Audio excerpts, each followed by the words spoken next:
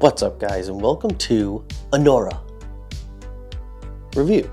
Okay, look, I've been slacking on my movies, all right? I know, I understand that. I didn't see like half the Oscar nominated Best Picture films of this year.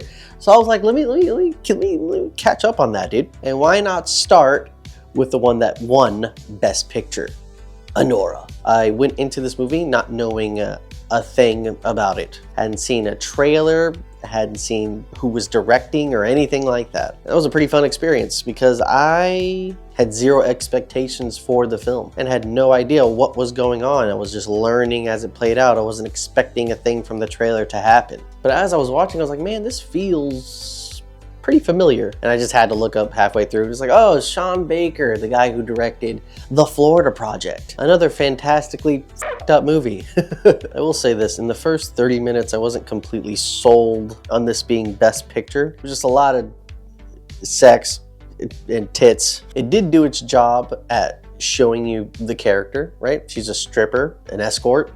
You see her interactions with her customers, getting cut in between her real thoughts behind what's actually happening. Super weird.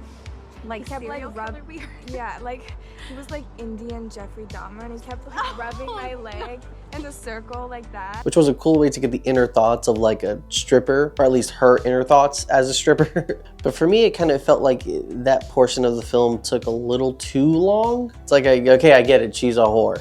I understand. But she is a whore with problems. She's not living the greatest life, you know, she's trying to get out of that, you know, shitty apartment that she lives in. Yo, did you pick up milk?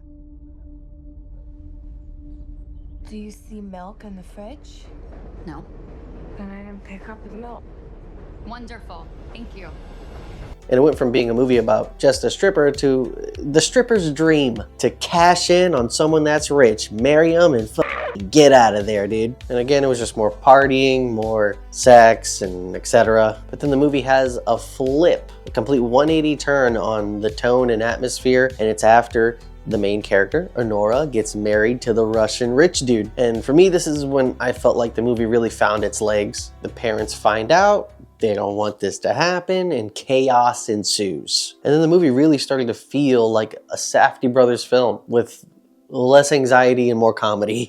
I'm just gonna say this right now. I think the character Igor just stole the movie, and for a while really gave you this distastefulness for Anora. It's like, oh man, she really is just a bitch in it for the money, dude. This is so gross. Granted, you know, she is living in the hood and it ain't, you know, that ain't it. But damn, he's trying to be a good guy, dude.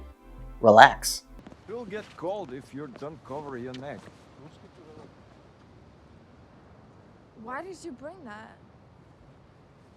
Why the f did you bring that? Why, so you could fucking gag me again?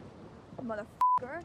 And I don't know how Sean Baker did this, but for majority of the film, you just feel like, is this all it is? Is it just this one situation? Like a Safdie brothers film, Good Time, whereas that just had way more anxiety and was way more thrilling. You know, that one situation was like, this is crazy.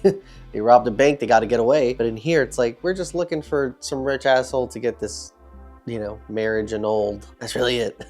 But the way he wraps up this film was done so beautifully. All within one scene, it all just kind of clicks into what these characters represent and who these characters are, especially for Anora. I had that aha epiphany moment right at the end in that final scene.